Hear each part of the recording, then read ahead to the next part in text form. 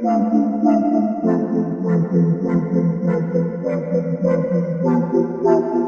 into the Film Guy Network. It's football season, which means I've got a film study for you.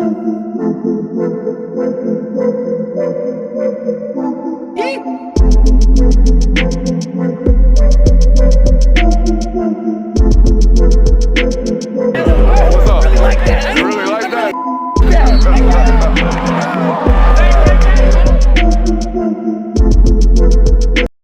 What is up, ladies and gentlemen? Welcome in to the Film Guy Network on a fabulous Monday morning over here.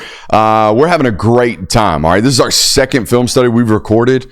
And what I have found about myself over the years, Jonathan, is I'm a heat guy. All right, I heat up, I build. I'm a slow build. I'm one of them big offensive running backs. I'm one of them big running backs that's like, hey, he's better in the fourth type guy. So you got me second film study. The juice is coming. All right, here we go. We got Garrett Nussmeir. All right, LSU quarterback returning with tremendous production last year. They relied on him heavily. All right, we saw some stuff on tape last year that we were like, I don't know, man. Like, hold your breath plays, I think is what we called them. There's a lot of that. I'm going to tell you right now. I love the intangibles about this football player, the ones that I know for sure, all right? This is a guy that I watched in high school, all right, at the Elite 11 coming out. I know dad's an NFL lifer. This is a football lifer. This guy lives and breathes football. Whenever his career is done, I would imagine he returns to the game with a whistle in his mouth. All right. So it's a very smart football player and does all of the right things from a I'm going to lead the room perspective. And you can see it even as a 17-year-old. Very rarely do I walk up to a player and be like, hey, watched you all week. I don't even care about what happened on the field with the throwing stuff.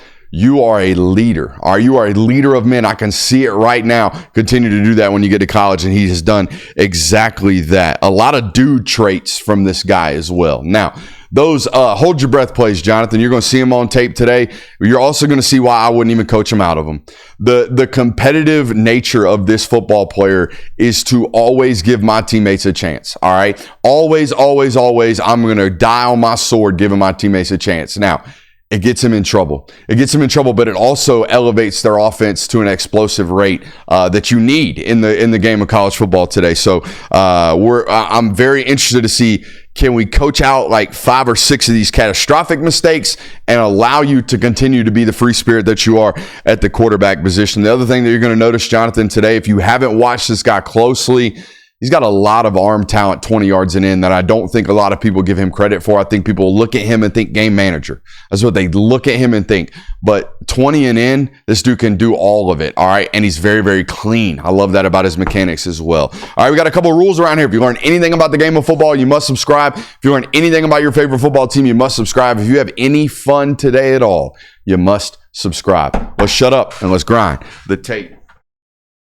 All right, same rules on the material study, Jonathan. You are on breaking news duty. All right, so phones on the table. We're shutting up and we're grinding the tape. All right, we're going to start play 4 right here against Baylor. Now, Baylor in this football game, Jonathan, to open, super quarters football team. Playing a ton of quarters. They're going to start mixing and matching some of that stuff, playing too high, trying to trap folks, running a little bit of disguised look. So we're going to have to confirm coverage post-snap about midway through, all right, this film study. Now, I told you, he's got a lot more juice than I think people give him credit for. You see a 6'1", 210-pound guy, and you just kind of assume, hey, might not be the best athlete, might not have the biggest arm in the world. He's got more juice than I think people give him credit for, like this throw right here on the run. This is back against the grain, if you will. Ball probably should have been caught. All right, here's the combination we got right here. We're working the comeback out here. We've got a hitch right here, and we're running the flat right here, okay? Trying to attack this zone coverage that Baylor opened the football game with. And I do think, like I said, I think this ball probably should be caught right here. The other thing that I noticed about this film study, Jonathan, it's a good one to look at for this year's projection for LSU because we're out the both tackles. All right, Emory Jones didn't play in this game. Will Campbell didn't play in this game. This is probably what it's going to look like from a protection standpoint and a run game standpoint for these guys. I do think they were a little susceptible in here last year. Now, the reason being, if I've got 2 first-round caliber tackles, I'm probably not going to hunt them in pass protection. Has something happened? Jared Curtis commitment day. Jared Curtis finally set his commitment date after teasing me until 2 o'clock in the morning last night. That sounded way inappropriate. All right, here we go. So either way, the middle interior of this offensive line really got hunted last year. Not so much this year. There is a pause feature over there, Jonathan. Do you want to pause the recording and let you type this out? Okay, good to know. We're going to stay here in 3. All right, so just zoom in or get your camera closer if you can't quite see something. Get your phone closer if you can't quite see something. Let's go to play 7. All right, I told you, Baylor rather opened in a bunch of quarters. All right, so here's what we're going to do. If I get a team that's playing a bunch of quarters, that is a symmetrical defense, right? They got the same amount of people over here as they do over here. All right, so if they're running a symmetrical defense, I want to be in asymmetrical formations. All right, I want to motion to trips. I want to figure out a way to get 3 guys or 4 guys into a zone or into a void rather, as opposed to living in duos to start the football game, which is what they did. They opened up in bunch duos, kind of crowding the box, all right, running the football really successfully. Now, when we want to hunt, we're going to hunt out a 3-by-1 as a passing formation, right? We're going to get them into trips, make them a little bit uncomfortable with regards to us being in an asymmetrical formation versus their, symmetrical defense. All right. So here we go. We get a nice void into the flat right here for the quarterback because of it. If they're running true quarters, all right, they're probably going to be a little bit susceptible in the flats of that defense. All right, so we're really attacking this nickel's leverage, making him run through this number 1 wide receiver while we run this little out route right here. All right, it's 4th and 5 right there too, so that's a big winner against that quarters coverage to extend the drive right here, first possession of the football game. Get a good, clean look at the mechanics working to his right here. I love that we are at least consistent in the pocket with our throwing mechanics. If you watched the John Mateer study before coming to this, which we're fresh off of it, as you could tell by the same fit, they ain't nothing clean about Mateer's mechanics. These are always clean for the most part. You can draw a line through this dude's body at all times with regards to his mechanics. Never a leaner. I don't want to see guys leaning. When we're leaning, we're inaccurate. Let's go to play 11. This is a very unique way to get to an end around. I see guys running end arounds all the time. All right, we're trying to, condense the formation and then bring somebody this way, or condense the formation and bring them back into the boundary. Everybody's trying to run it. I think Sark goes most viral in the coaching world for all of his unique ways to get to it. This is probably the most unique way I've seen us get to an end around. Wrong play. Classic. Play 11. That's where we want. All right, check this out. All right, so we got the tight end right here, the H-back off the ball. All right, we're going to motion this guy in front of the running back, and then we're going to run jet with the actual number 1 wide receiver out here. Check this out. So we're going to squeeze the formation a little bit. All right, now we're going to bring number 0 back into the formation. All right, now we're really outnumbered. We got him. All right, we got all these hats over here. All right, and we're going to bring the end around right here. Oh, also, by the way, we're going to bring the jet off of it. So we're going to take you, jet you this way, pull all these eyes, and then toss the end around this way. Love this. Now, does it hit for 25 yards? No, but I'm bullish on the design right here from the OC Coach Sloan. Watching from the tight, you can really see there's some finicky run fits right here from Baylor. Poor number 2, I believe it is, don't really know what to do right here. I got back going away with guard pulling. All right, I'm peeking in the backfield, and I still don't know quite yet what's going on. I guessed the wrong way.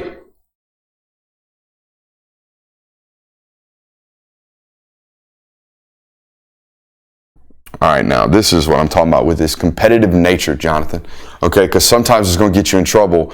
Sometimes his willingness to continue the progression, his willingness to make throws that others won't, his willingness to throw with anticipation based on what he's seeing from the defense, it scores them points. It gets them explosives. It also gets him in trouble at times, okay? So they're trying to work the short side of the field right here, okay? We're working a post, all right? And then we got the out route right here against zone coverage, okay? So when we look at this on 3rd and 5 right now, we should probably be checking the ball down.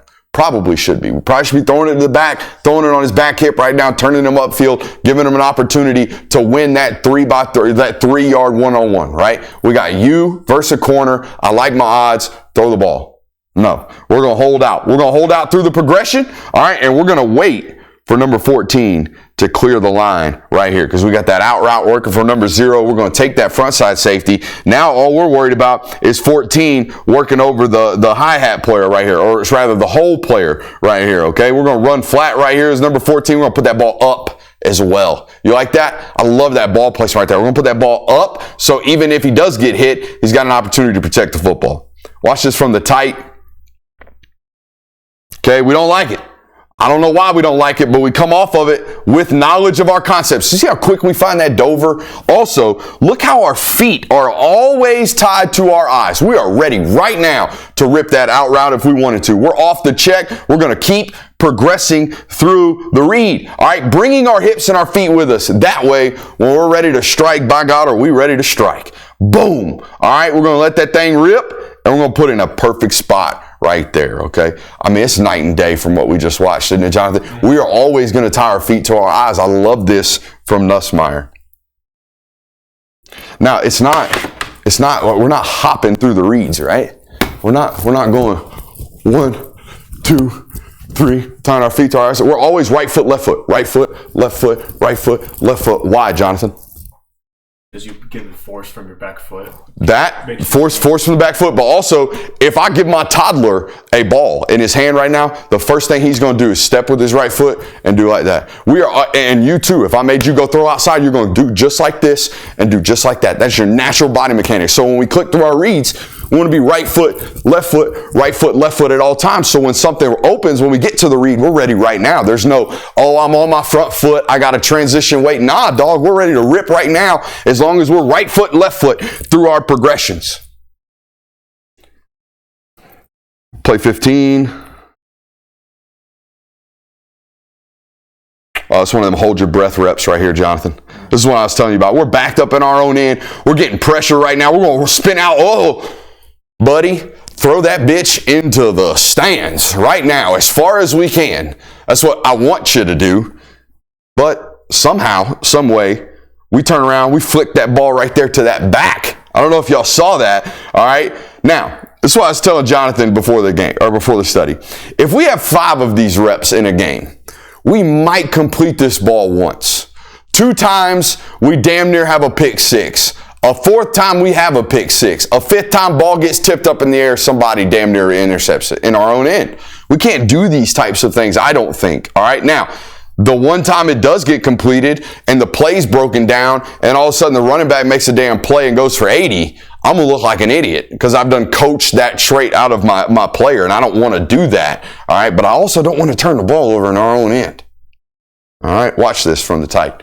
Okay. This is just a little bit too much. Okay. Spin out. Uh-oh. Yeah. We're hitting 18 right now. Look at that little flick. Now, probably maybe tried to ground it and it ended up being a little bit better of a pass than he thought. But I'd rather see you ground it.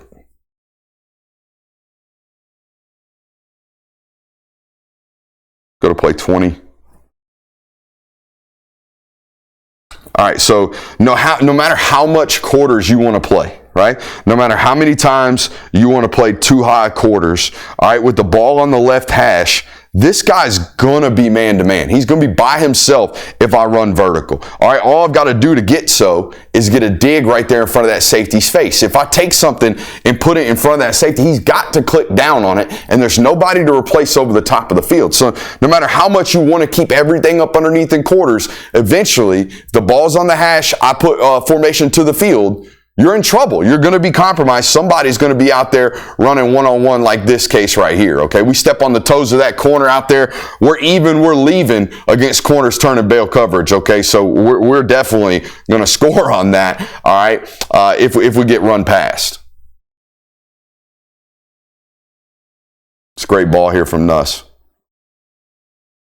in the face of pressure. I think the other thing about this guy, Jonathan, he has a really, really good internal clock about him. Unless somebody's just getting beat clean right off the snap, all right, that guy's always going to blow up quarterbacks. The dude who's just a free hitter that we never see.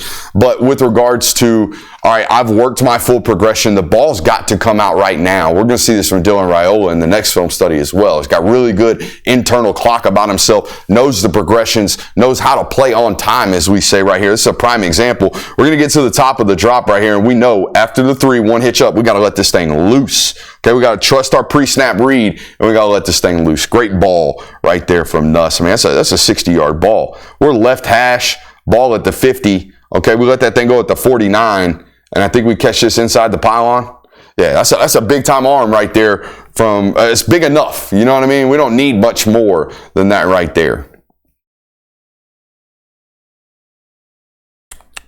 Let's go to play 22. I do love his quick release. Now, I think we get cat right here. Corner fires. We roll over with the safety. Now, I've always wanted, hey, I know you see the cat. Just damn rip it right now. Let the ball out before that safety rolls over, because the safety's got 12 yards to close right here. Watch this, Jonathan. We're going to see, cat fire, boom, ball out right now. Look how quick that was. Okay? Downset hut, whoo, ball out. Great adjustment there from 0, and we're 1 broken tackle from this being 60. You know what I mean? We're 1 broken tackle right here with good leverage, too. We're 1 broken tackle right here from taking this and making it a house call. All because the quarterback's got really, really good quick mechanics. See it from the tight right here. Watch him really flick it out right here. Now, I don't know if Nuss has got a quarterback or a baseball background, but you can see why guys love quarterbacks who are really, really good, particularly middle infielders. Okay, when I'm a middle infielder, this is turning 2 right here. We just got a ball off the back toe of the bag. We got to make a runner miss and to kind of flip one over to first base. That's the same exact motion right there. Now, I also love Jonathan. Watch his right foot. Okay, this is the difference between spinning out like we saw from Mateer and allowing our backside to clear. Watch this right foot continue towards our target. Boom. You see that right there? That's where we get our energy. It's where we get our ground force. Okay, we got to clear that back hip. Now, this is why I love nose down deep ball throwers. All right, I want that nose to come back down. I do not want that ball to be sharp. All right, because if we're sharp, we don't have as much area to work over a corner, right? If we're high arcing down, we got a great opportunity to get it back up over that corner that's ultimately running with him. Now, I think they're trying to play a little more quarters right here, Jonathan. I think this safety's just a little bit too bitey. All right, he jumps down right here. Just like I told you, if you're going to be a quarters football team, all I've got to do to put one of your corners on man-to-man coverage is to occupy that safety's eyes, right? We do a great job right here, stepping on his toes, probably beat him, but we like the deep ball right here against the corner. And here you see this high arcing ball. This ball is at the top of its arc right here, okay? This is the top of its arc right here, and it traveled this way to get there. It's going to travel this way to come back down. This is what I'm talking about when I say the nose of the ball has got to be coming back down. That's how we get that heavy, violent arc down at the very end of those last 10, 15 yards. That's the key to allowing wide receivers to make plays like this. You can really see it on the tight. Some folks will say this ball is underthrown. This ball is slightly underthrown. In a perfect world, we're throwing Strider darts, right? We're going to have that guy run up underneath it, basket catch it. It's going to look like routes on air. That ain't reality, especially when we got 50-yard bombs, all right? In this situation, the worst thing that we can do is overthrow the guy. It's the worst thing we can do. We got a home run, and we just whiffed on a hanging breaking ball. All right, the best thing we can do is hit him in stride. Second best thing we do is slightly underthrow it, allow him to work back into the corner, all right? Because, again, the corner is not used to doing these drills, is he? Corner's never used to doing this. Corner, when a wide receiver's doing this, what's the corner doing? He's in trail trying to swat his hands down. He's never doing this, all right?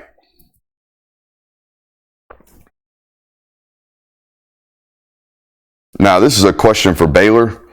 How do we lose tight end leak twice, 2 plays in a row? All right, now we get lucky. Play 1. Great job by the OC right here. Great job, okay? We get lucky because the tight end falls down. All right, now we get a 3rd down right here. 3rd and 1, ball at the 1. We're going to lose him again.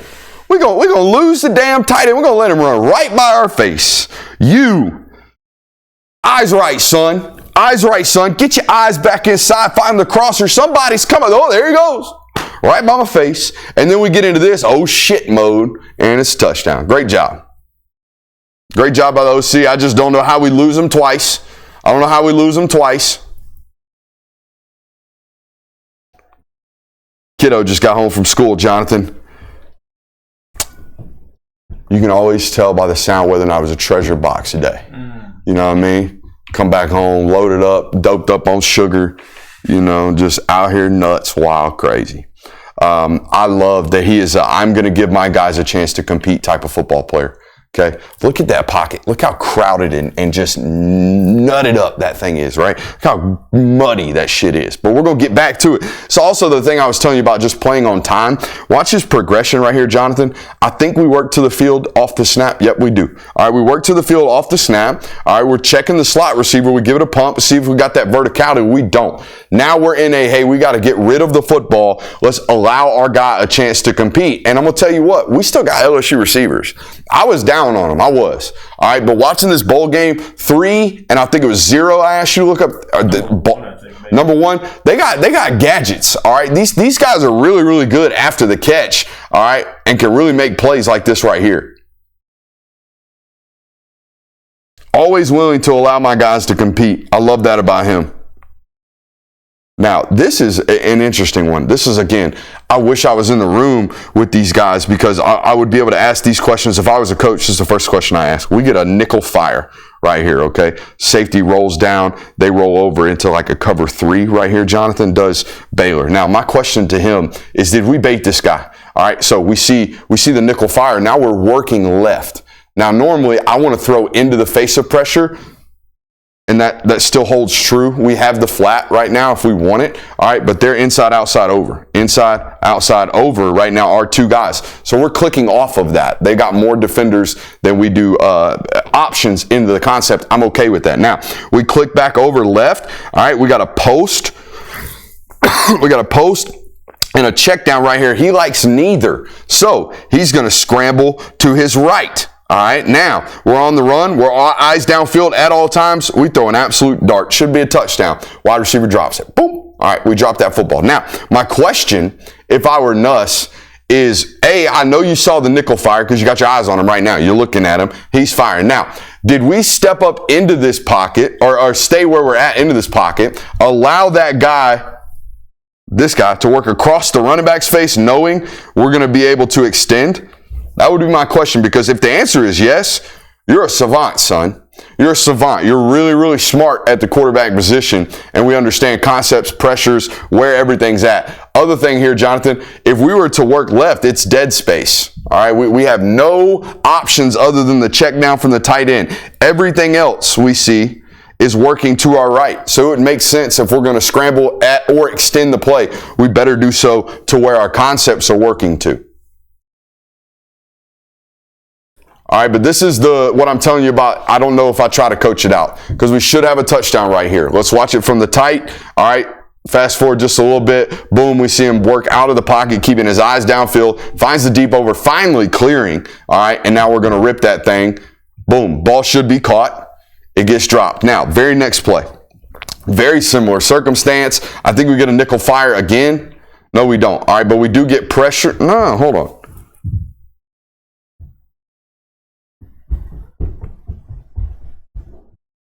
$33 right here. 2 plays later. 3rd and 6. Not 1 play later, 2 plays later. Run the football, the next opportunity to throw it.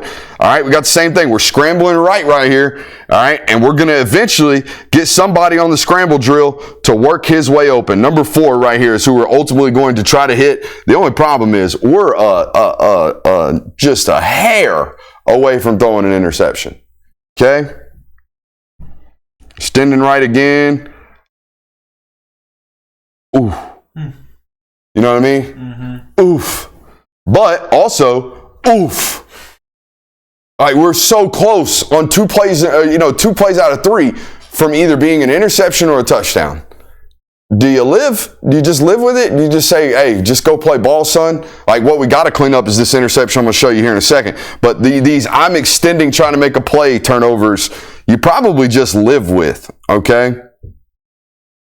Now, I do need more of this. This is beautiful. This is the stuff that I think not only from Nuss, but I think from this interior of this offensive line. We've got to find ways to create verticality in this pocket. Watch him stepping up. All right, now we're going to scramble. All right, but I do think he has some of this, and it's innate in him. He has good pocket awareness. However, I think we had a major hit on that this year because of how bad they were interiorly. I saw, especially like after the Florida game, we're just spinning out of everything because we don't trust anything up north in the pocket, right? But there it is. We see grass right now. Let's step up in it with two hands. All right, be ready, eyes downfield to rip the football. I'm okay with the decision to take off right here, specifically on a 3rd and short. We got to convert the sticks somehow.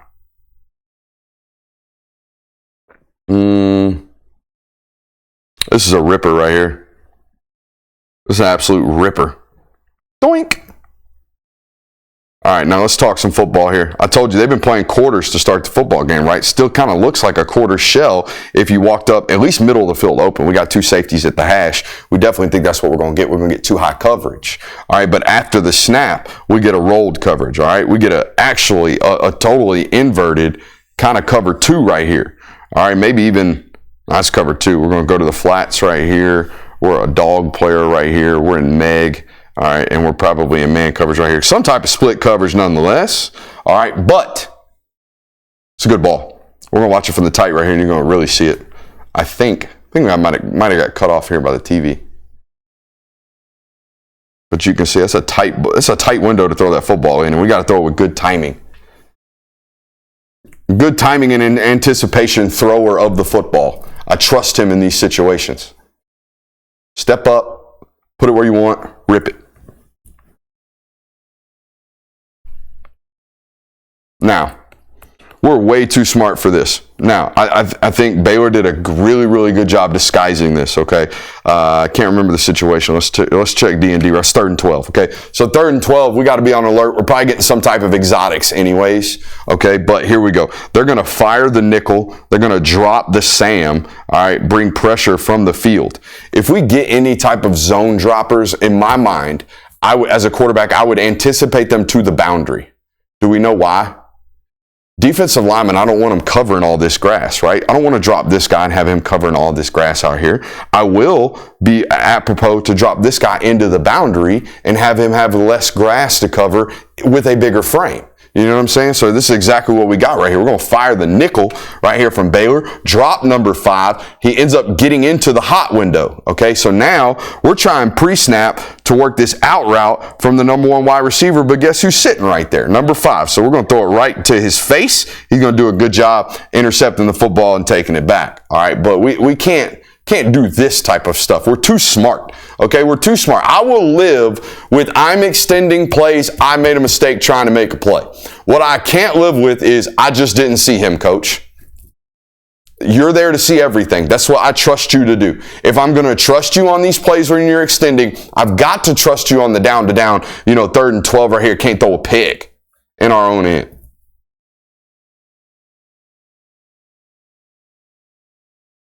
This just says number 1's a playmaker. I like number 1. I like number 1 from LSU. I also like number 0. I like number 3. But this is some juicy juice right here, dude. I mean, those first 3 steps, once we get vertical, right there, bam, and then run through a safety. Come on, dog. I like number 1.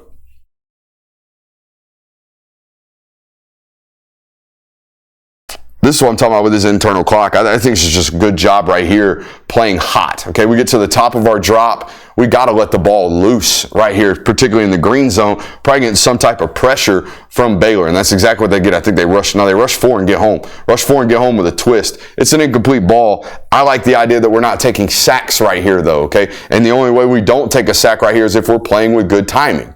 All right, we're playing with a good clock in our head. We got to the top of our drop. Let's make a decision. Let's not hold or pat the football. We're going to get lit up. Let's go to play 48. OC in the red zone. I think most, 3rd down calls are important. Opening scripts are important. PN10, first play of the possession is important. But in my opinion, the coordinators who scores inside the 10. How good are we inside the 5 is all about how design oriented are we as a coordinator. How many different gifts do I have as a coordinator to get into, in those situations? And this is the exact one right here. I want you to see what the quarterback's motioning right here does to these second level defenders from Baylor. They're cooked. All right, we got one guy, I think the backside inside linebacker. I mean, you, sir, are there to make this play on counter when it comes back over here, and you're nowhere to be found because you're chasing the quarterback. All right, but that's all designed by the OC, man. This is the guy who's designing and calling the plays. We even get the quarterback offset a little bit, Jonathan. You see that? Mm-hmm. We're offset a little bit so we can get this snap nice and clean to the running back, get a design quarterback snap. We missed the split zone block right there from the tight end. Anything across your face right now, 14, we got to go. All right, we're not accounting for him as an offensive line. We got too many guys on the line of scrimmage. However, we make a man miss. Our job as a running back is to what? Take care of the first free defender. All right. The OC has now taken care of the second free defender for you. Okay. So we're going to run right into the end zone.